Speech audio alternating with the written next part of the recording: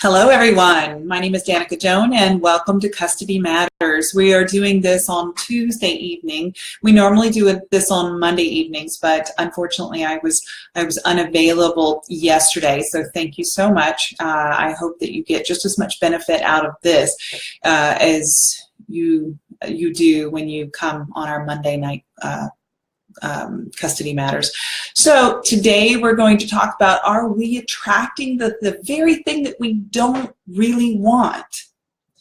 So a lot of times, I know a lot of people maybe you have spent time researching this whole thing, the law of attraction, and there's something to it, whether you are into the metaphysical or if you're into some other more traditional kinds of beliefs and stuff like that. The law of attraction does have its part to play because we can really see it. A lot of times we sit there and we attract things that we really don't want. Excuse me. Because we're bringing a lot of times our past into the past experiences that we have with our exes, with our children, with anybody in our lives. We're bringing a lot of our past views into that situation, expecting the predictable outcome. And guess what? We get the predictable outcome.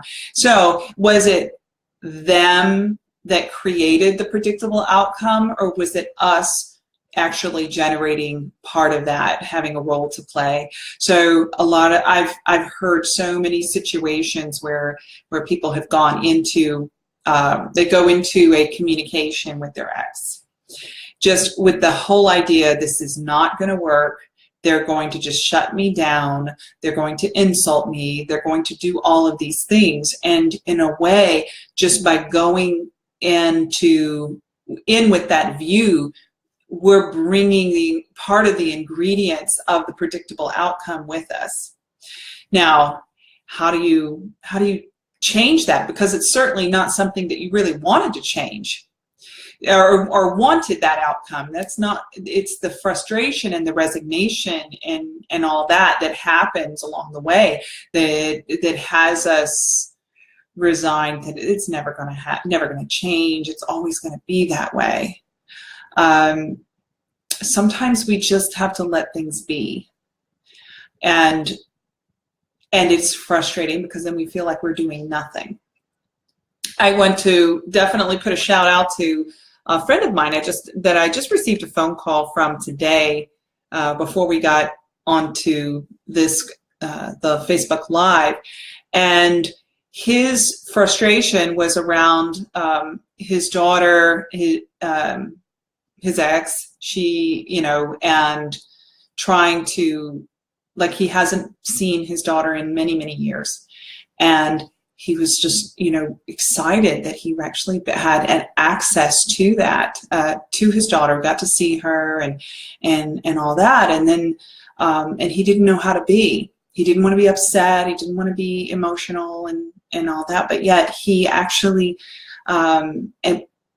but he was actually able to have an amicable conversation with her mother and all that. And you're thinking, how can it go from such hurt and such anger and stuff like that to something harmonious and workable? Well, part of it is time. Time does heal things. It helps the people to get out of the emotional panic and fight or flight, the battle mode of and a little bit to step back and realize, oh my gosh, the world will not end as we know it if we just take some time to cool off. So that does help. But there are real fears. There are real fears when it comes to parenting, because sometimes our co-parent is a citizen of another country, or they have a family from another country. And then there's the fear of, oh my gosh, I can't give my ex the rights to get a passport for a child, because what if I never see this child again? The thing is we can live in a big what if world, and it would be devastating to, like, the whole resistance to it. Living in the what if world is what causes the torture, so to speak, onto us is, and so is it the situation that's causing the angst, or is it us generating the what ifs in our mind and our hearts? What could happen if I do this and this and this? So we really have to separate the facts of the matter from the emotion, the interpretation, and all that. And we have to really look at, are we doing, what if I have no communication with my child? I mean, really, in many of your worlds, that is the reality, is I haven't seen my child in years, and my child is taught to have nothing to do with me, and in fact is gone one step further and is not wanting to, treats me like truly like I'm the enemy. So that's like the worst of all of our worries as a parent. So that's the what if world. And we have to live a viable life. What does that mean to you when a child, ultimately, we put meaning to all of those actions, we are in pain and suffering because we are, because of rejection, abandonment, I'm not good enough, I'm not important. We really put all kinds of meaning into their actions and what they do on what it is about me. And that's when you need to just to break the tie between what they do and what it means, because you really have to get to the point where you're like, it doesn't mean anything. In fact, it doesn't even mean anything that it doesn't mean anything. You know, like some people say, well, if it doesn't mean anything, it means you don't care. No, it doesn't mean anything. And that doesn't even mean anything.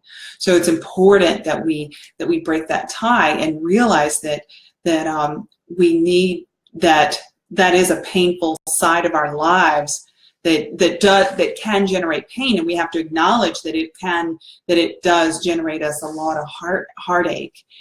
And it, just like a fever, just like the flu, you know, when we're experiencing the flu and we're sick and we hurt and all that, sometimes we have to set it aside, set that pain and suffering aside to say, you know what, that being in pain and torture and heartache is not being of service to myself. I need to really love myself. That is the ultimately loving yourself, saying, I acknowledge that this ex has done what they've done, and even the child at this time has done what they've done, but that's of no reflection and no regard for who I am. I love myself. And it's very important that you love yourself, forgive yourself if you need to forgive yourself. But that's okay. Well, thank you, Michael Port, for coming on, and Laura, thank you so much for contributing. I appreciate that. And yeah, getting rid of the what ifs. The what if. I kind of play this, you know, don't live in the what if world. The what if world is of no service to us, because the what ifs may not and likely will not happen. So live in the here and the now and the what's real and what's not. And I know sometimes when we even have to get to the point where we're almost not robotic, but we have to get to a point where we're like, okay, is that factual? Is that like get into more of an analytical view of things, and just to figure out what's so and what's not, like what's the ground and what's the ceiling. You know, many years ago I lost my hearing, and I actually had to get ear surgery a couple of times because I went completely deaf, and part of this no doubt was related to the stress and stuff like that. It seems like a lot of my physical ailments have been as a result of a lot of the emotional angst that I had gone through. So I lost my hearing, and the doctors went and did surgery, and my equilibrium was off. Like, I literally couldn't relate to gravity. Like, I couldn't figure out what was the ceiling and what was the floor, because my equilibrium was off. So I had to just really trust, not by feeling, but by knowing that's the sky, that's the ceiling, this is the floor, and and go from there. So set aside my feelings, the feeling of things, to really be grounded in what's so. And when you do that, that gives you the foothold that you need to move on. And really, you have to move on and let what happens play itself out, because it will. And you'll continue to get older, and but if you continue to be living life suffering, you're going to continue to live life, but live it in a suffering way. So it's important to just detach from all of the what if conversations. In fact, if you find yourself getting into those what if conversations with a new partner or a family member or whatever, it's really important, just for your own emotional survival, to just cut that off and talk about it when you need to talk about it, but then just set it aside and talk about things that are more positive, more things that make life worth living. Because I tell you, the thing is communicating with your child, as much as you had all these hopes and dreams of how parenthood would turn out, and you think that maybe the child is suffering, your child, believe it or not, is living a childhood that's unique to themselves, and they're going to make the most of it, and they're going to have a completely different experience when they grow up of childhood than you did. Maybe you came from a single parent home or an intact family, but your childhood is your childhood.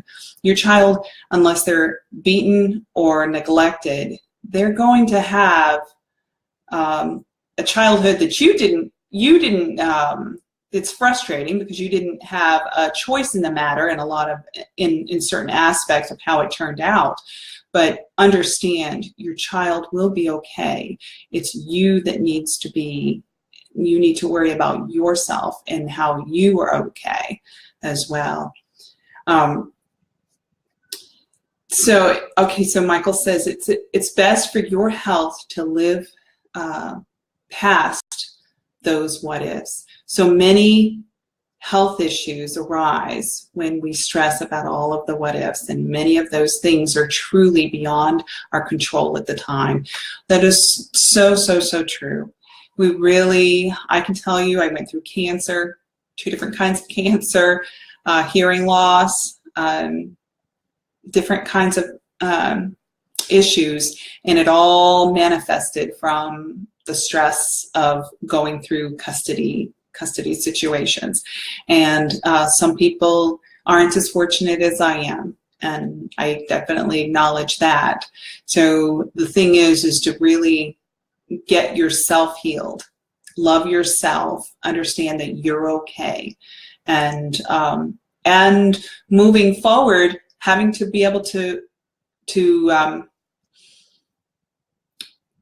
communicating with them, communicating with our exes, communicating with our exes' family, communicating with our children with a clean slate of communication, not bringing our past in of what's the almost predictable outcomes of communication, really having a clean slate. A lot of times, I don't know, I remember when I was a teenager. And when you're a teenager, a lot of times you have a chip on your shoulder about your parents, and you come in with sort of an attitude like you know that a parent's going to nag or whatever. And so you come into a situation already gearing up for the confrontation. And typically, it unfolds exactly as you predicted. So is it really something that was going to happen anyway, or could you have brought something different in? Could you brought something new into the conversation that totally took things in a different direction? So I say that you definitely can, if you can set aside your emotions and really create something newly, and try it out with somebody that you're not necessarily hooked by, because obviously sometimes our co-parent is somebody that really hooks us. They know the buttons to push. Maybe even our child knows the buttons to push. You can work it out with somebody that a coworker, and knowing that what's a predictable conversation that's going to happen, and then take a different view of it, and approach it freshly and newly, and see what happens. Because if you take something that's like low risk kind of communication and you start noticing the different outcomes, then you see the power that you have. And truly, you do have power over a situation, a communication. And in communication, a lot of times what can preempt a conflict in a communication. So what causes conflict in communication? Conflict in communication, we're going broader than just, with the high conflict situation. We're just talking about communication with someone that we know and we love, and we, our coworker or whatever. When there's an interruption in the communication, there's something that somebody has not heard. Like, a lot of times we use acknowledgement. If we acknowledge what happened, a lot of times people just want to hear, they just want to be heard. So here's a good example. So you come to work and you go into a meeting. Like, there's a meeting happening, you're a couple minutes late, and you slip in. Like, everybody noticed that you slipped in, but nobody's really going to say anything. Did you have an impact on people by slipping in?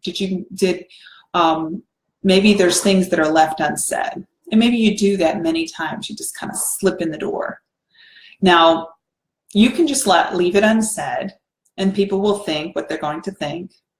But then come your review, your boss gives you a review of your work and stuff like that. I guarantee every little unspoken observation gets brought up in your review, your job review, that you're always running late. And I guarantee that it wouldn't likely end up in a review that happens months later if you are in communication. So what do? You just, when you walk into a situation, you're running late, you acknowledge. First of all, before you become late, you pick up the phone call and you say, hey, I'm going to be running late. And then you've communicated before the infraction happened. So, okay, because this is around parenting and stuff like that, let's switch the gears. Let's talk about exchanging kids. So you're running late for a pickup, and it happens a few times, but you never really called, because you figured that you've got this 20-minute window that the courts have established. You got this 20 minutes your ex is going to be waiting there, but that you didn't give them the regard to make a phone call and say, hey, I'm going to be running a few minutes late, and I just wanted you to know, out of respect for you, that I'm coming at 7:15 instead of 7 o'clock. I think that would make a huge difference in many situations, just the simple phone call. and letting them know, not letting them know after 7 o'clock, but letting them know way before, like the moment that you knew that you were going to be running late, you called and communicated. And then you have to take it one step further, because when you communicate with them, you have to let them know that you really get the impact on them of you being late. So what would be the impact? The impact might be that your co-parent might feel that you didn't respect their time. You didn't respect them. You didn't realize that you didn't acknowledge that that your child really wanted to see you and was excited to see you and had to sit there and wait in the car for you. I mean, just really acknowledging the impact of your actions. And it doesn't have to be it doesn't have to be a two-sided thing. It's something where you're honoring your word, doing what you say you're going to do. And when the word is broken, then you clean it up. And you do that because you're respectful. It has nothing to do with whether you respect the person or not. It's showing a respectfulness as a respectful human being could really make a difference. Because I know in custody situations, a lot of times there's problems. There's a feeling of they don't understand, they don't respect me, and what difference does it make anyway? But really, just being an example. And the thing is, your child is watching. Your child is always watching the interactions, watching who's going to pick up the phone and say, hey, we got tied up at the mall, and we're not going to be able to make it to return I won't be able to return our child back to you when I said I was. And just not waiting, not intentionally disrespecting them. And when things happen, cleaning it up, making a phone call or a text or whatever, and knowing that your child is watching you. You're teaching your child respect. How does that translate into life? Well, if you're teaching your child to respect their other parent, you're also teaching your child to respect authority and the law, and respect their future mate. So I guess that's all I have to say. If you have any questions, you can private message me. We can set up any kind of a call that you'd like to have one-on-one. I'm here for you, of service to you. And I hope that you have a good week, and I will see you on Thursday afternoon. Have a good evening.